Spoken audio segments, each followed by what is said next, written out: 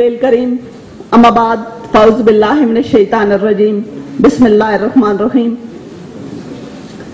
जनाब स्पीकर, हम सब अल्लाह के लिए हैं और हमने उसी के हुजूर लौट के जाना है। बतले हुर्रियत,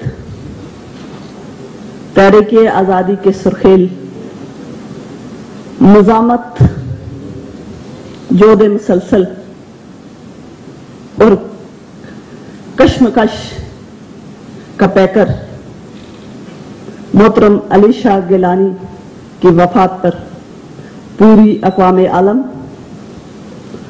बिलखसूस और कश्मीरी कौम बिलखसूस शोक की कैफियत में है। और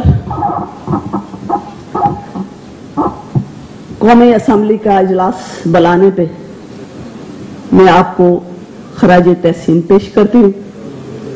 हमारी ये, क्योंकि अली शाह गिलानी की शख्सियत एक ऐसी ऐद साज शख्सियत, महकूम और मजलूम कश्मीरियों की एक तवाना आवाज जो 90 की दहाई में मकबूजा कश्मीर की असम्बली के अंदर गूंजी और फिर उसने आजादी का परचम लहराया और दिल्ली के हुक्मरानों को दिल्ली सरकार कह के बुलाया और उन्हें ये याद दिलाया कि जमहूरियत के महमार, भारतीय जमहूरियत के महमार पंडित जवाहरलाल नेहरू ने कश्मीरियों को उनका राइट ऑफ सेल्फ डिटर्मिनेशन देने का वादा किया था। और फिर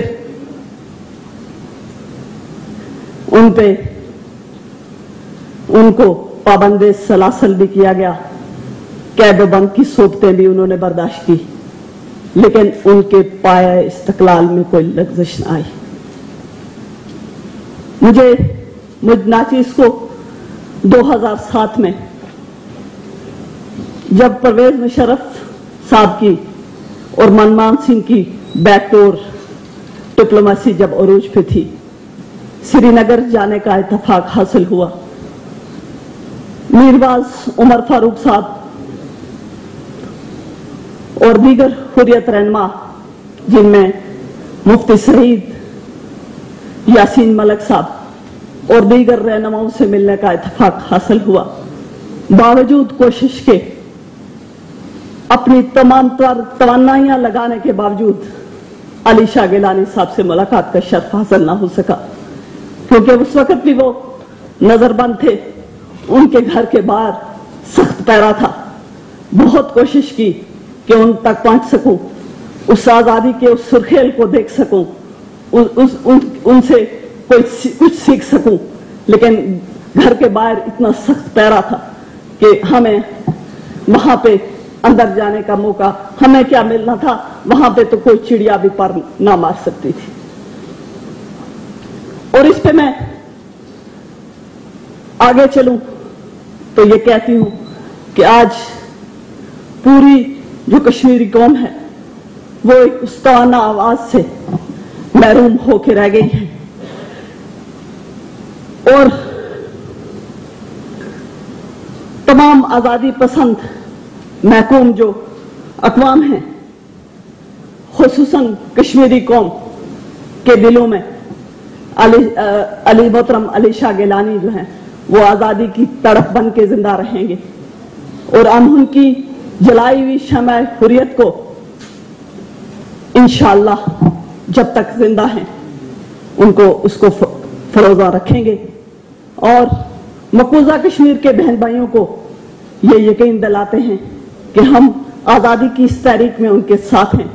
और भारत ने जो 35 से और 370 आर्टिकल का जो 5 अगस्त को एक ऑर्डिनेंस, भारतीय ऑर्डिनेंस के जरिए खात्मा करके जो उसने वहां पे गैर कानूनी कदम उठाया है, उसकी भरपूर मजम्मत करती हूँ।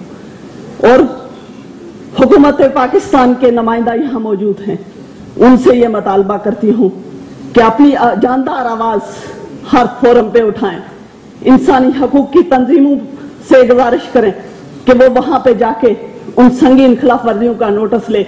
और मैं यहाँ पे मैं ये कहना चाहती हूँ कि हमें जुल्फकार अली भुट्टो जैसे लीडर की जरूरत है, जो सिक्योरिटी काउंसिल में मसला कश्मीर पे जब उस हमारे मौकफ को पजीराई नहीं मिलती तो वो कागज फाड़ के उससे वहां से वॉकआउट करके उठ के आ जाता है।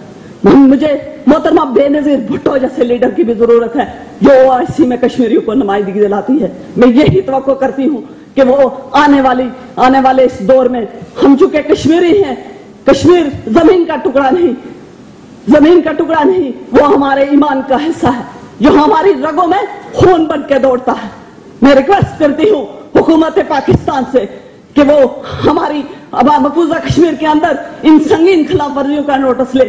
अली शाह गिलानी को जो रात के अंधेरे में जो उनके साथ मैयत को लोगों को जाने नहीं दिया गया, जो वहां पे सख्त पैरे में उनकी तदफीन हुई, उन संगीन खिलाफ वर्जियों का नोटिस ले।